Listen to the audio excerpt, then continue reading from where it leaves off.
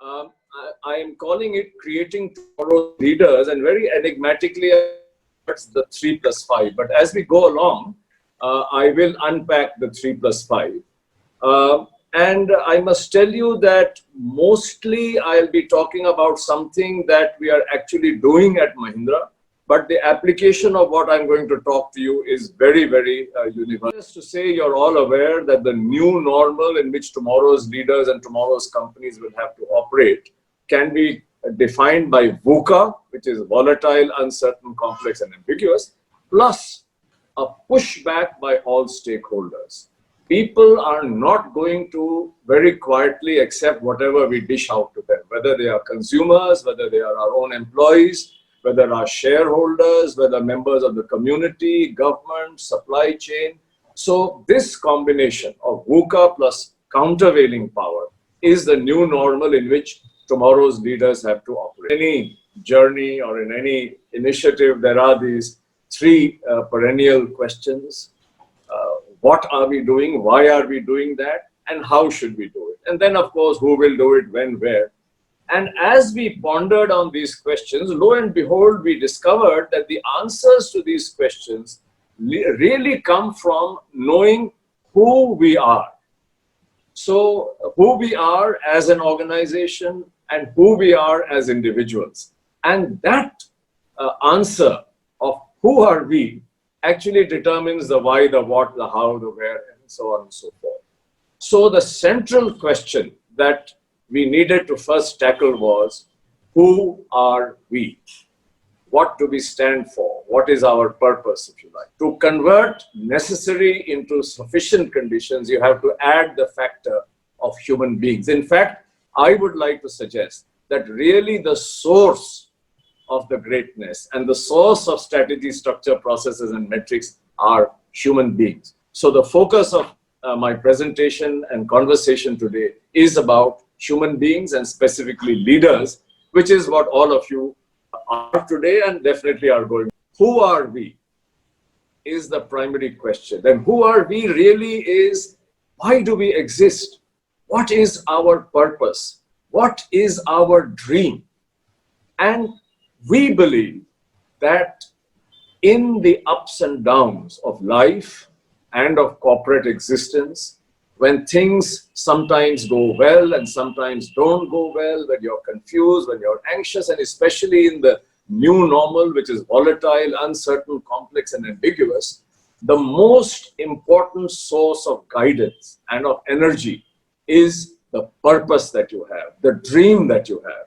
So it is really very, very important for an organization and for its leadership to articulate clearly what is our dream, what is our purpose, what is the reason for our existence. And this purpose has to be internalized by all the people in the organization.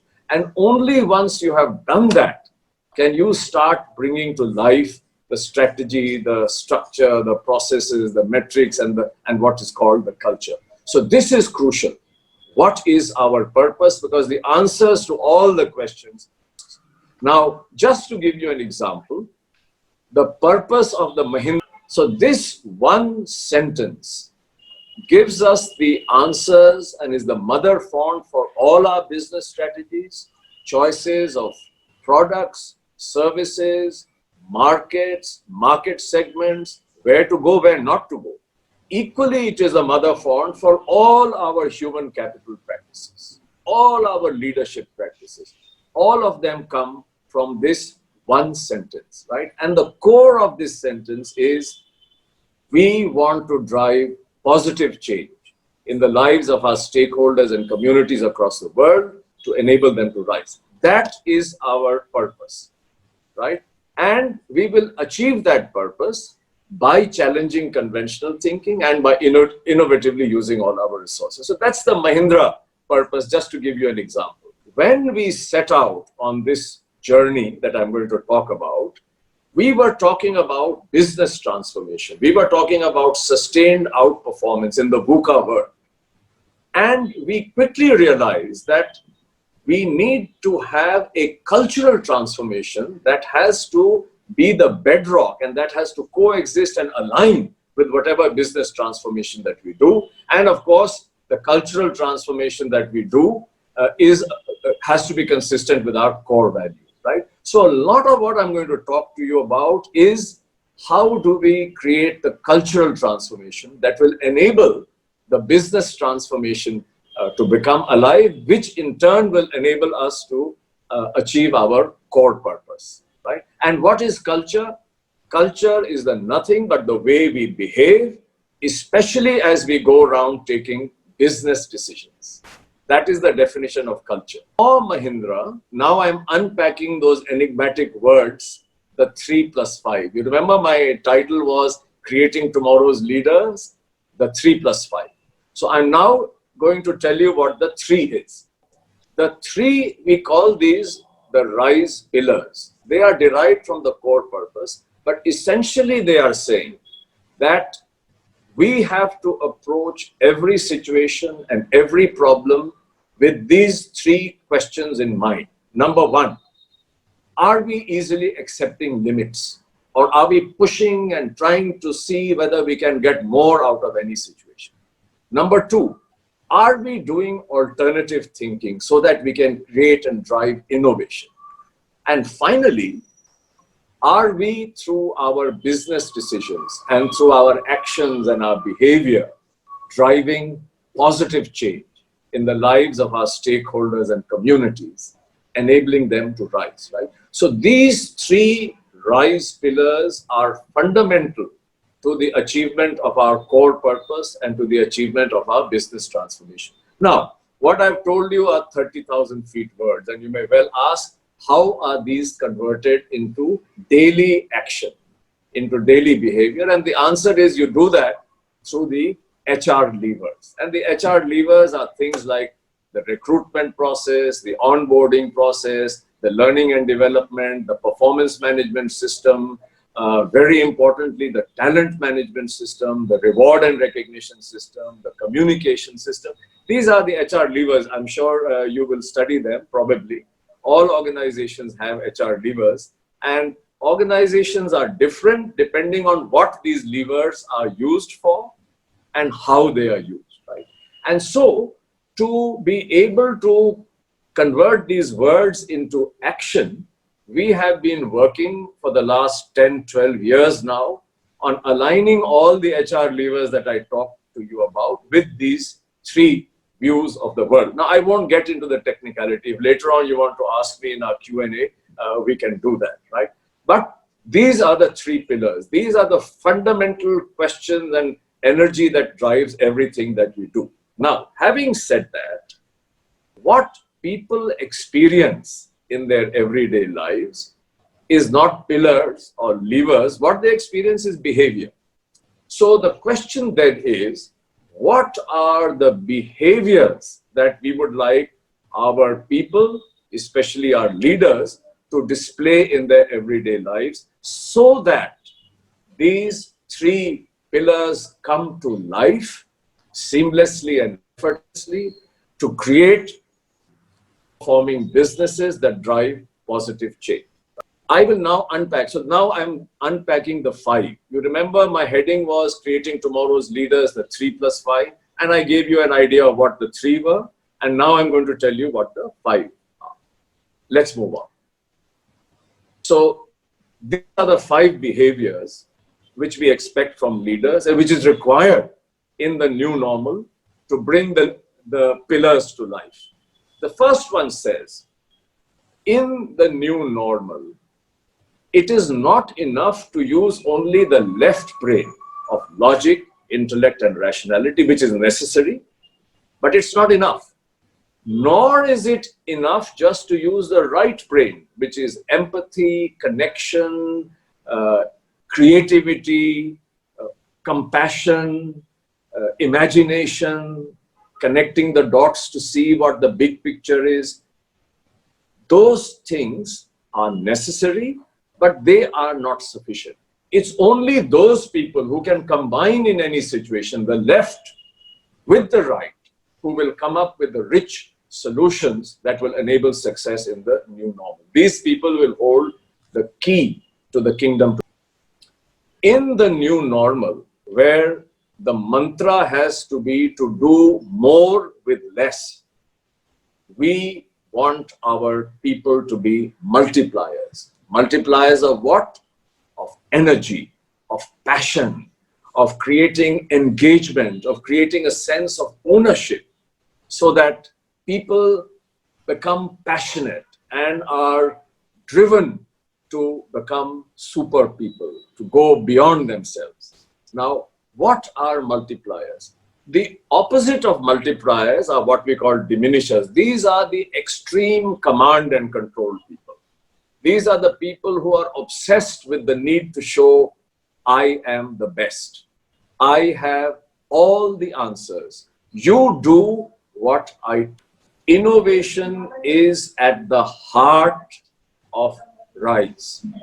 You cannot have innovation unless you have experimentation, unless people try out new things.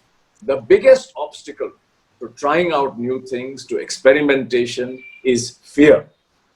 So to enable people to overcome their fear of failure, leaders have to create the conditions such that people can overcome their natural fear and take risk and to experiment. Now, by definition, when you experiment, you are guaranteed that you will have failure at least 50% of the time. So what becomes important then is not that you failed or how many times you failed, but what did you do after you failed? Did you learn from failure?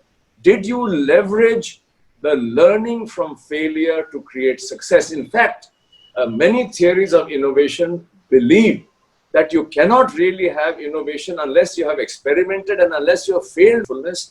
For us, mindfulness means being open to all the possibilities that exist in the present moment, which means not being a prisoner of your own past.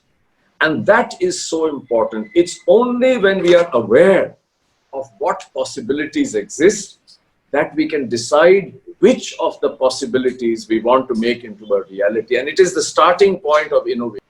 Trust. All the things that I have talked about will come to nothing if the leader is not able to generate trust. How do you generate trust? Well, you certainly have to have competence. Without competence, you cannot achieve anything. But more important, perhaps, than competence is credibility, authenticity.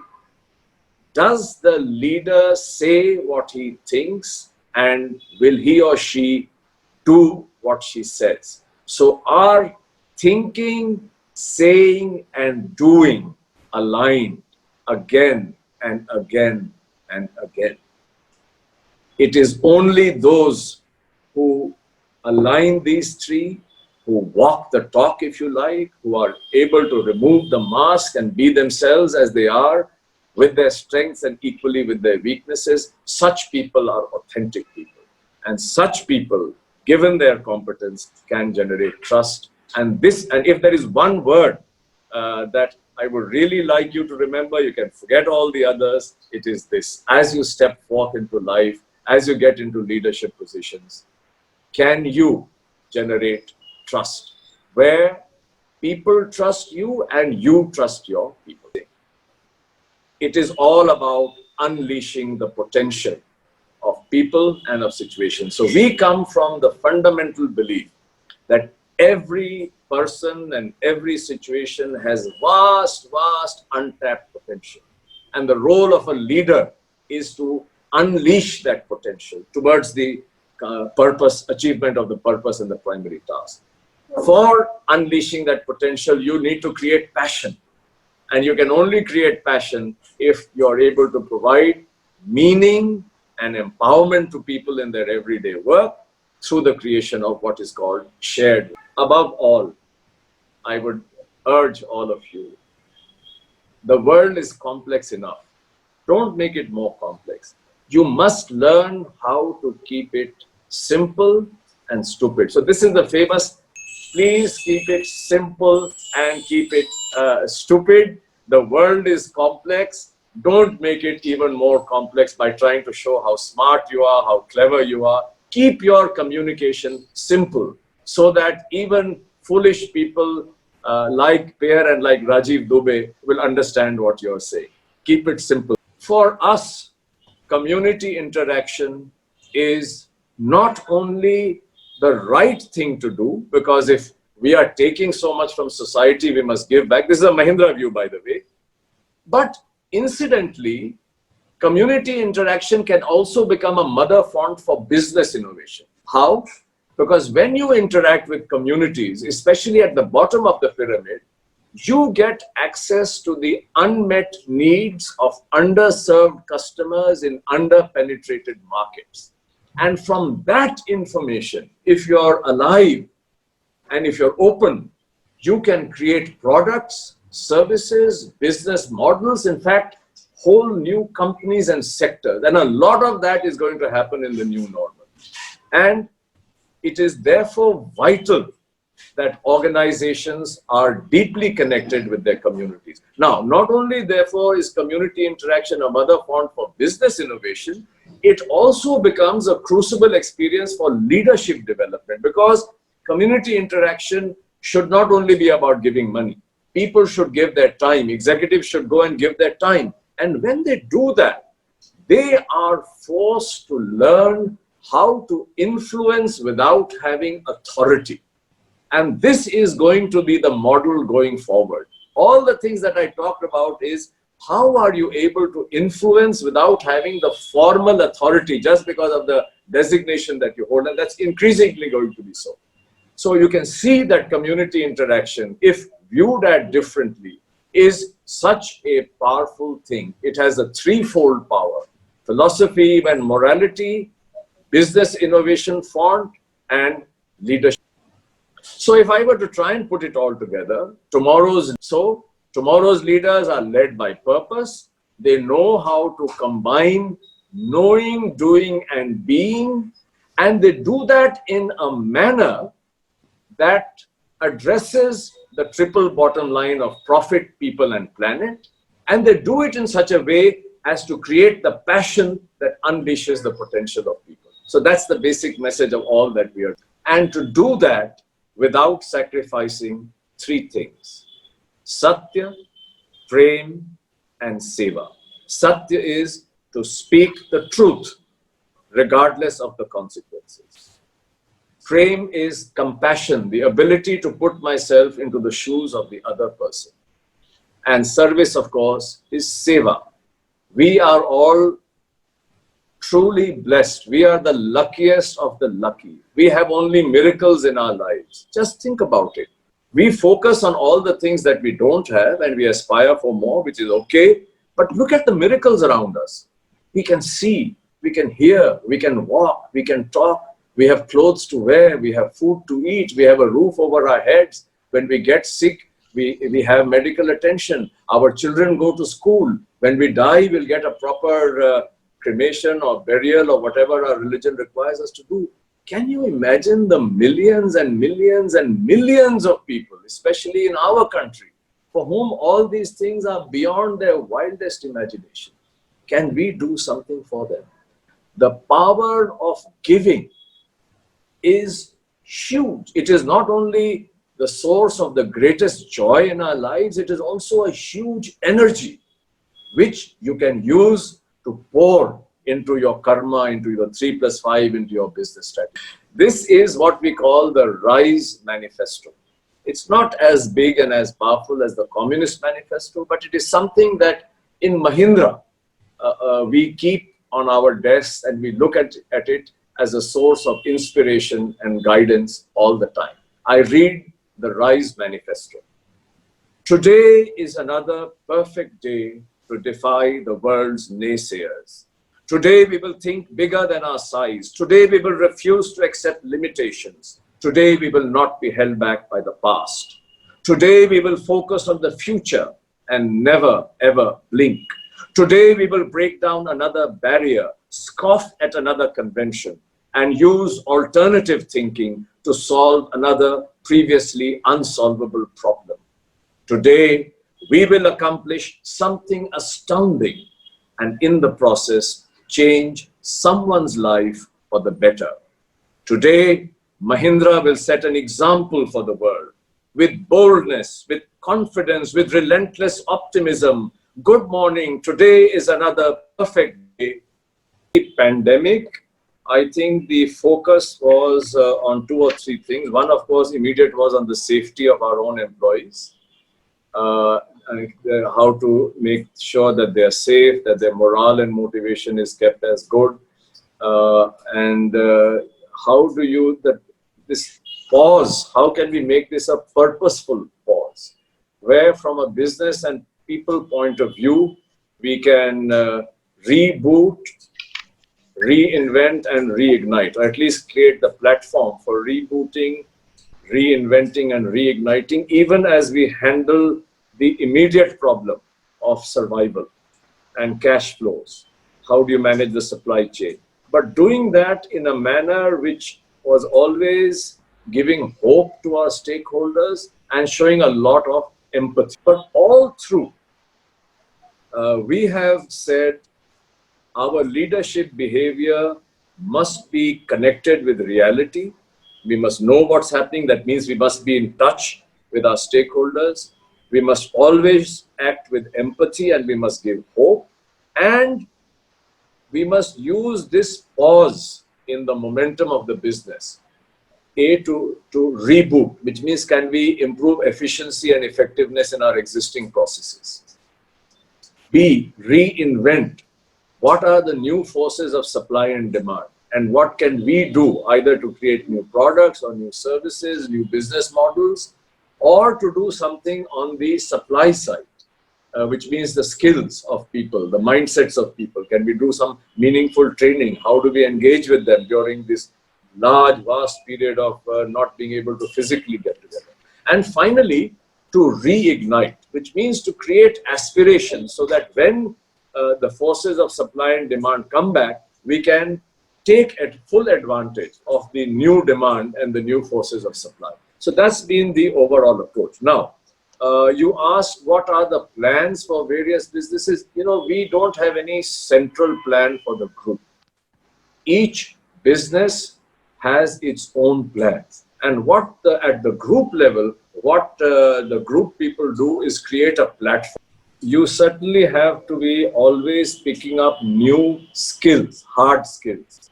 You know, I mean, if you're, depending on what your function is, you have to be at the cutting edge of knowledge. So that is important. But what is even more important is to have a mindset of learning, to have a curiosity, to have what is known as an aptitude of lifelong learning, right?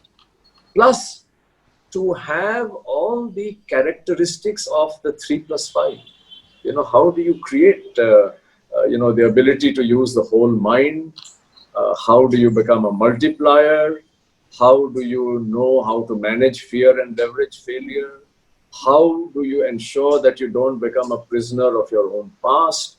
And above all, how do you create trust through authenticity? These are huge asks. And they require, in addition to the hard wiring, they require an awareness and a knowledge of the self. So I think going forward, both have to be addressed. You have to have self-knowledge.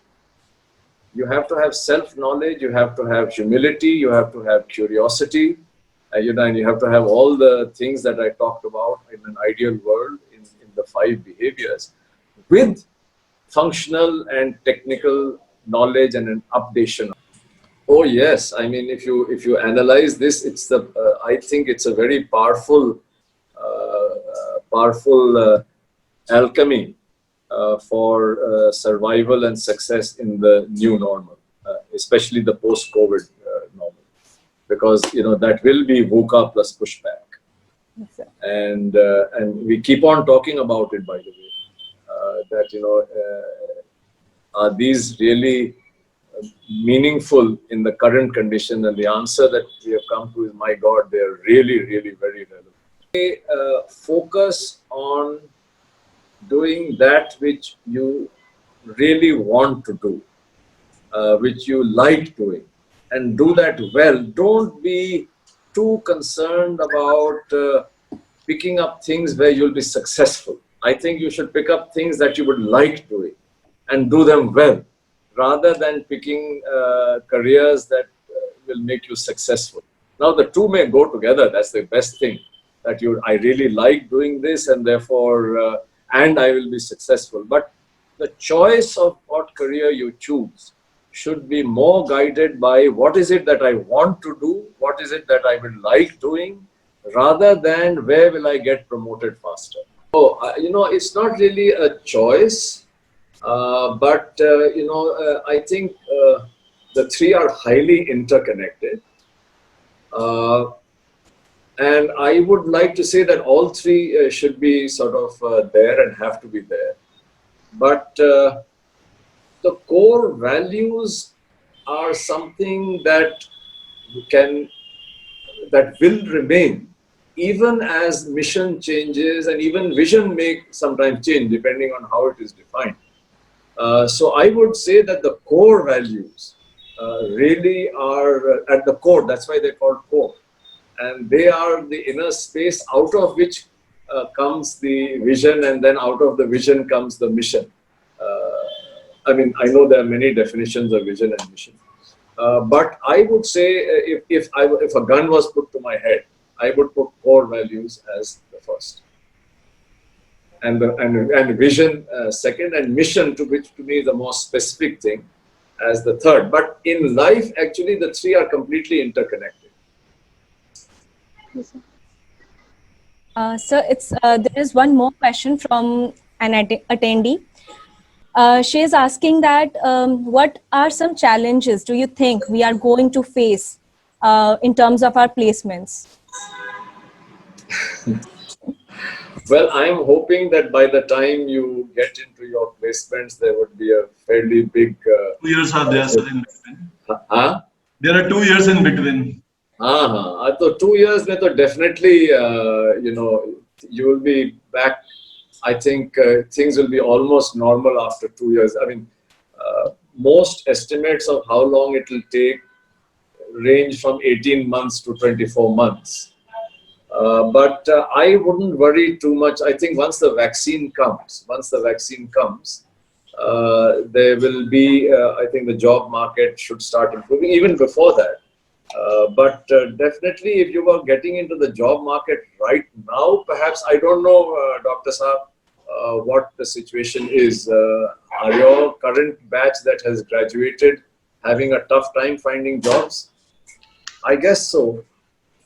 So it was not exactly like this. The only situation we faced that, well, the joining was announced, and in few cases it has been deferred. But only few cases where it has been revoked. So probably we were lucky lot, I would say. Yeah. So I wouldn't worry too much about that.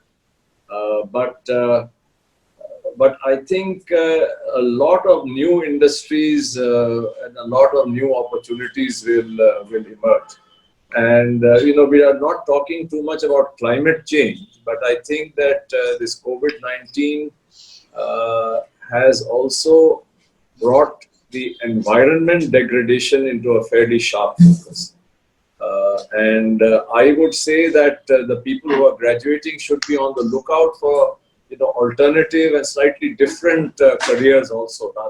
There are opportunities in every normal, new normal, old normal.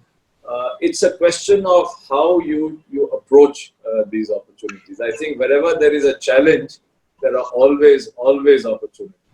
And one of the things that I would urge you to do is to look upon every challenge as not one, but opening up many opportunities. So I would say that the greater the challenge, the more other opportunities. And especially for bright young people like you, you will have many opportunities, and exciting opportunities, more meaningful opportunities that are solving the problems of humanity. And so I would say better, more excitement, more possibilities in the future.